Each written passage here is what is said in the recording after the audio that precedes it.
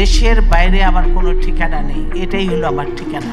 বেগম খালেদা জিয়া, যাকে বাংলাদেশের মানুষ আপোষের নেত্রীর খেতাব দিয়েছে, কিন্তু কেন তাকে এই উপাধি দেওয়া হলো তা হয়তো জানেন না এখনকার প্রজন্ম, জানার কথাও না।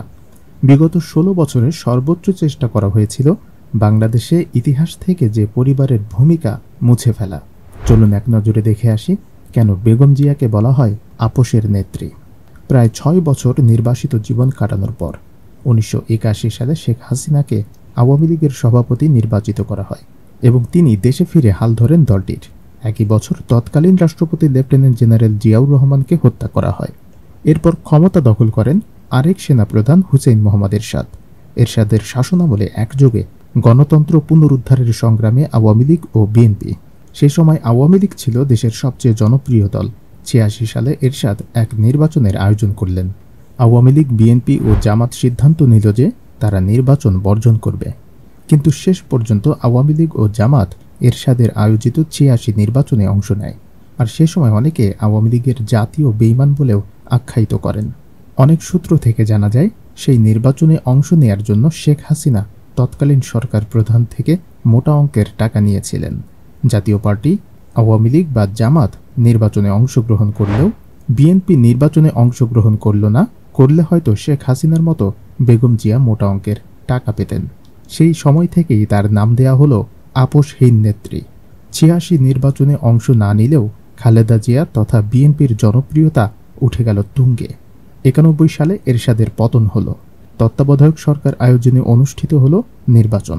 আওয়ামী লীগ দেশের সবচেয়ে জনপ্রিয় দল এমন বিশ্বাস থেকে শেখ হাসিনা নির্বাচনের আগে মন্ত্রিসভা ঠিক করে রেখেছিলেন, কিন্তু জিতে গেলেন বেগম খালেদা জিয়া ও তার দল বিএনপি। অনেক বিশ্লেষকের মতে 86 নির্বাচনের সাথে সাথে আপোষ না করার কারণেই এত জনপ্রিয়তা পেয়েছিল বিএনপি। 1991 সালে ক্ষমতায় এসে পূর্ণ মেয়াদের শাসন করলেন বেগম খালেদা জিয়া।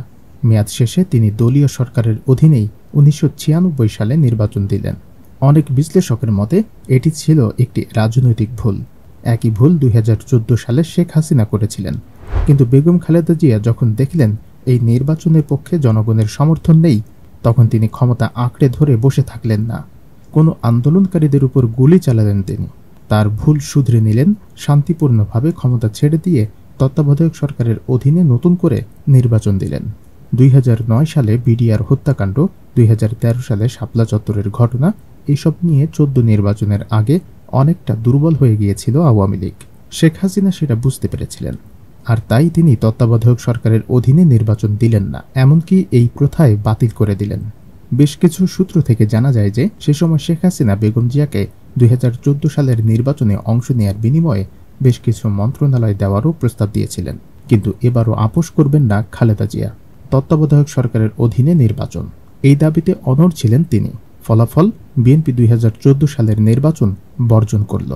2014 একতরফা নির্বাচনে যখন আওয়ামী লীগ জিতল, সে সময় বেগম খালেদা জিয়া বলেছিলেন, আওয়ামী লীগকে আমাদের কিছু করতে হবে না, ওরা নিজেরাই একদিন পচে দুর্গন্ধ ছড়াবে।